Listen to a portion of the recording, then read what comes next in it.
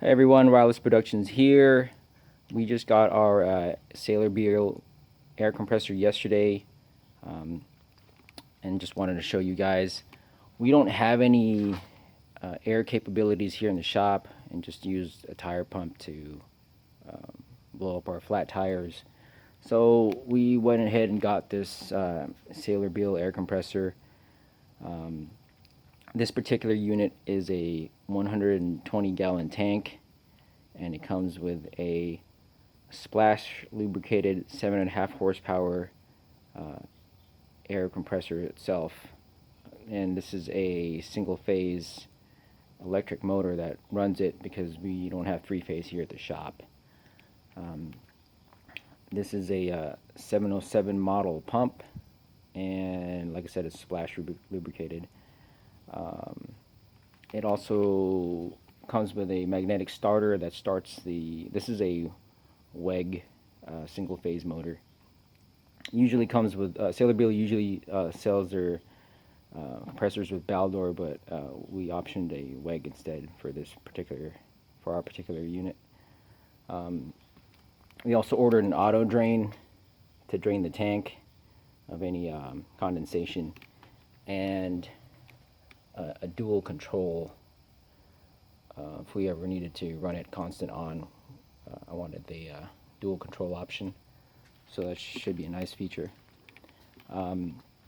We went with Sailor Beall. We know there's lots of different compressor manufacturers out there, but we went with Sailor Beall due to they've been around since 1915. And let that sink for a moment. That's more than a decade. These guys, I would assume, know a little something about air compressors. Their reputation and their quality is rated very high. There's a reason they've been around for more than 100 years. So I guess we just took the gamble and see how they're going to work for us. But basically, this is our very first air compressor purchase ever. I've never bought an air compressor before, even a tiny dinky one. I've never bought anything like that. Just a tire pump, basically.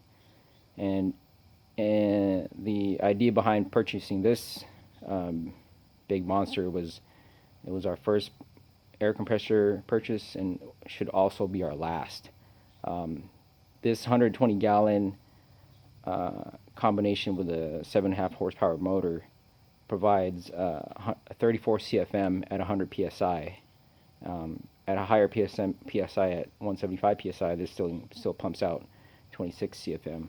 So that should be more than overkill for whatever we're going to use here at the shop, which is basically just light industrial light industrial work and working on the Challenger with air tools, impact guns, maybe some sandblasting, die grinding, whatever, cutoff wheel. This unit should more than be able to handle it.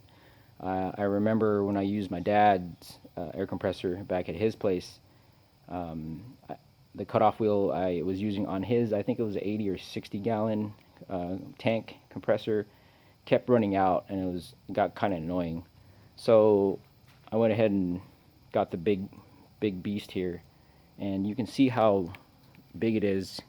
I put a 6-foot tall ladder here next to it, and you can see the size comparison. This isn't actually 6 feet tall. It's about less than 69 inches here, as you can see, but it's still pretty big. I mean, it's a size reference. You guys can see that.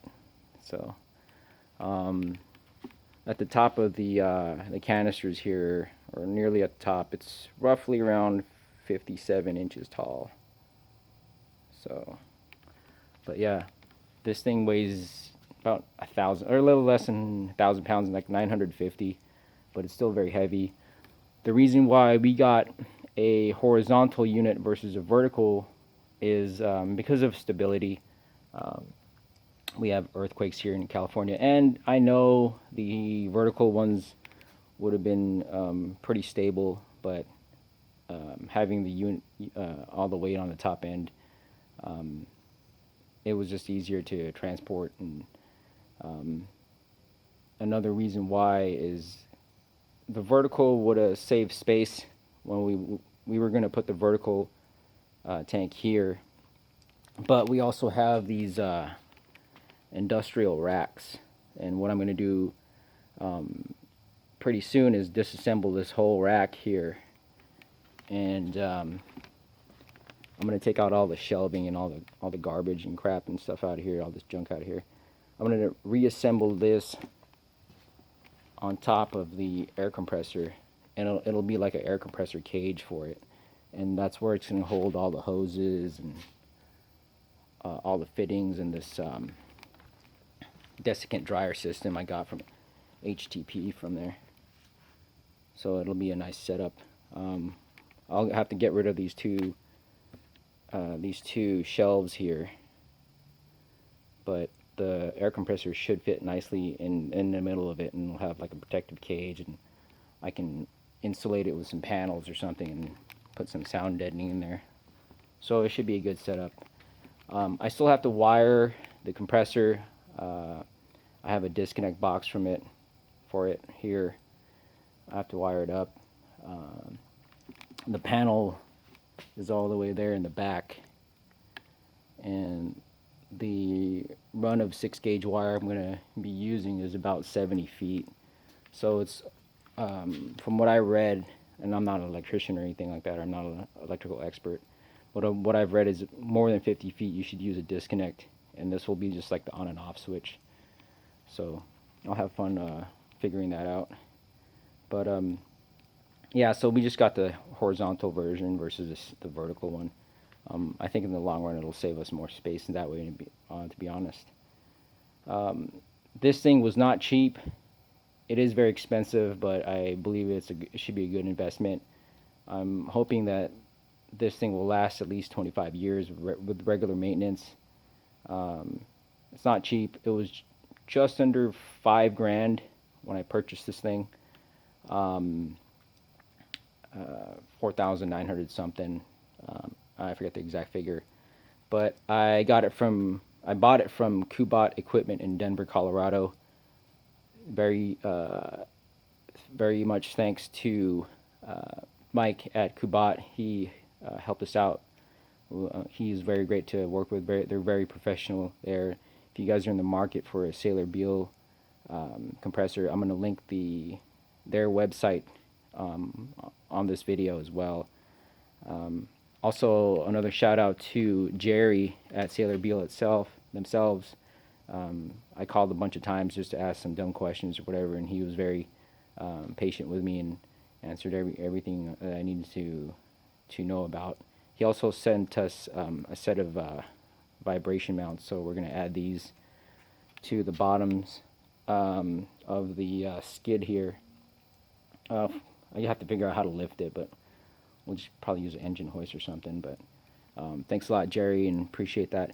Jerry also recommended this WEG motor. Saylor Beall usually sells their compressors with a Baldor Reliant, which is a made in US piece.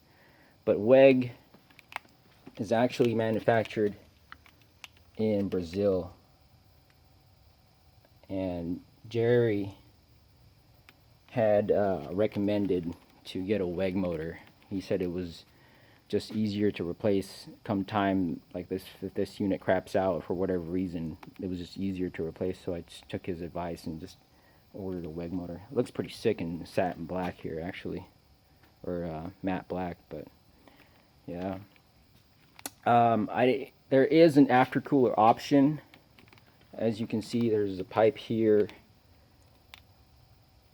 and it goes straight from the motor on this with this pipe, and it goes down into the tank. We opted to not get an aftercooler option because I'm just going to unbolt this piece here and get some L-type copper coil, 3/4 inch copper coil, and make my own aftercooler setup. I'm going to run it up here on the wall somewhere, and just run it up and make a coil thing, and that'll that along with some fans should cool the incoming air charge and you know, make it condensate, so it'll take some of the water out of the compressor before it hits the tank and stuff. So, and then I'll just use some Milton fittings and stuff, and I think there's some B-type fittings that can take automotive, and these other type of fittings that I'll be using. So, but yeah, this is the compressor so far. Like I said, it's going to be fun hooking this up and making it work. One little thing, this thing is made in USA. The tank and the motor is all manufactured, built in USA. And this is just me, and I like to nitpick it, but some of the fittings are made in China, like this dual control thing, and then this gauge here says made in China. I'm not too thrilled about that. Maybe I'll just replace it with a Marshall gauge or something. Let's see, it says there made in China. And this, like, some of these fittings are made in China. I'm sure all the piping is, but there's another fitting up here.